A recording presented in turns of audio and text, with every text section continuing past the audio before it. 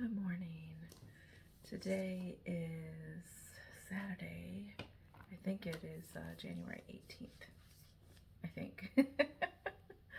It's sad that I don't actually know, but yeah, I think that it is January 18th, 2025. And I wanted to get on to say that I finished this book again for the second time. And let me hold it up so you can see it, so everybody can see who it's by, etc. I generally take these covers off, so when I go to put it on my bookshelf, I will take the cover off because I hate having to deal with the jacket covers on books. Anyways, I finished it for the second time, and this time around, I did some of the exercises that are in the book. And they're not drawn out exercises like, hey, you have to write this down or anything like that. And I didn't do a lot of that. I mentally did it, and I mentally did some of the forgiveness exercises and spoke them out loud to myself so that I could hear myself say those things. And mostly they're painful things, right? That I've been holding on to for years and years, and sometimes, in some cases, my entire life. So I found it extremely helpful and refreshing to say some of those things out loud. And some of them are not to people that are living, and some of them are.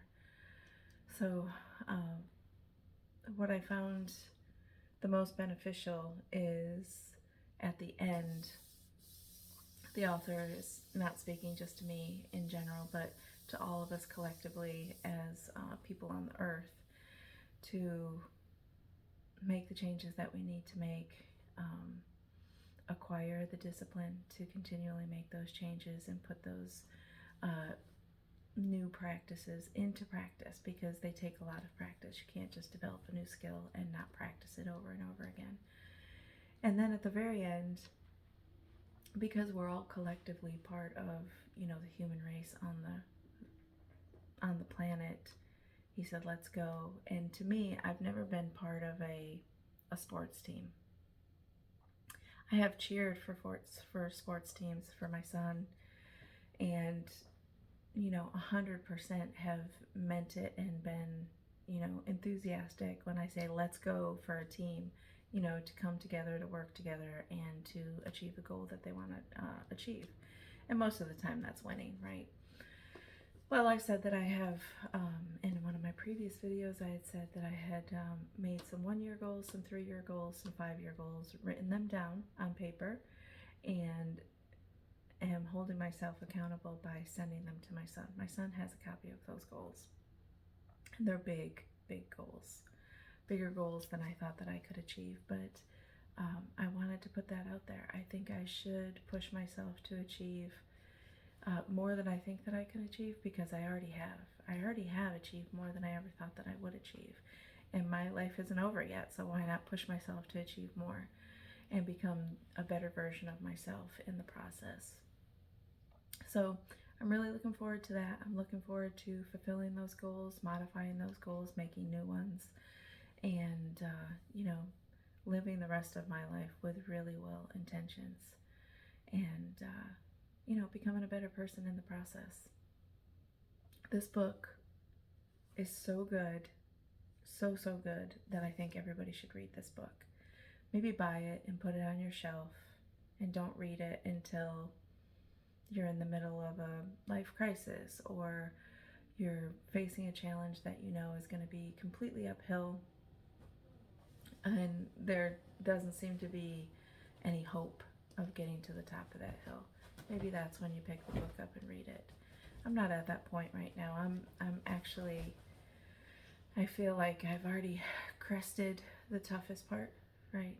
I've grieved, I've overcome some of my challenges, I've been in counseling, I've faced my addictions head on, I'm walking through them, I'm making the adjustments to become a better version of myself. So I'm on the downhill side of the biggest challenges that I have faced up until this point. And so this was the perfect time for me to read this book twice because I have put the things in place to make the changes and acquire more discipline and treat myself better. Treating myself better is the biggest it will be the biggest achievement, right? I've done a ton of things for people around me and for those that I love over the course of my life, and now it's time to really focus on me, take inventory of the things that I want to do, create the discipline and the steps and the actions that I need to do to get there, to be a better version of myself and to love myself wholly. So I'm super excited, and I hope that whatever your challenges are, whether they're financial, emotional, past trauma, current trauma, whatever your real challenges are, and if they're just, you know, things that are subtle in your life that you keep noticing happen over and over and over again, maybe now is the time to pick the book up too. There's underlying issues that you're not identifying, not coping.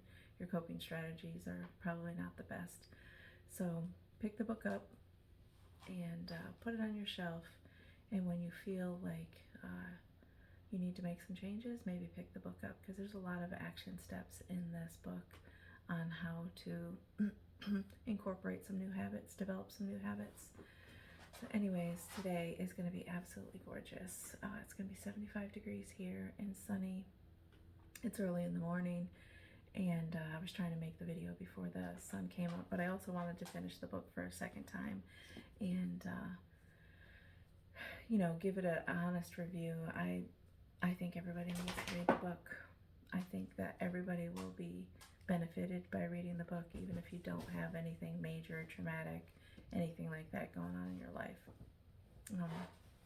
We're always learning. We're always wanting to improve our lives in whatever way, shape, or form that means to you. So I hope you all have a beautiful and blessed day. And the book actually says one of the things that I hold really dear to my heart and have ever since I say that I've been following Jesus.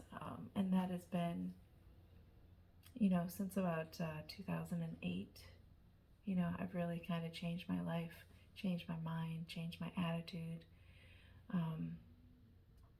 Being led by the Holy Spirit, I definitely believe that I'm led by the Holy Spirit a lot more frequently than I ever was before.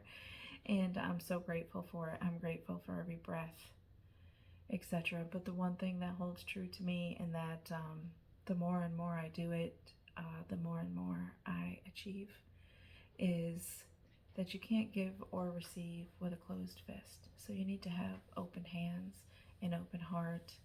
Let the Holy Spirit guide you and lead you. And there literally is no ceiling. You know, you can't dream big enough in order for God to provide what He can provide for you. So I hope that you're all having a beautiful and blessed day, that you get out and enjoy some sunshine wherever you are. Hopefully there is sunshine. And I will talk to you on the next video. Hey, I think I'm getting towards number 40 on the videos. So one of my goals is to have the 100 videos done by July.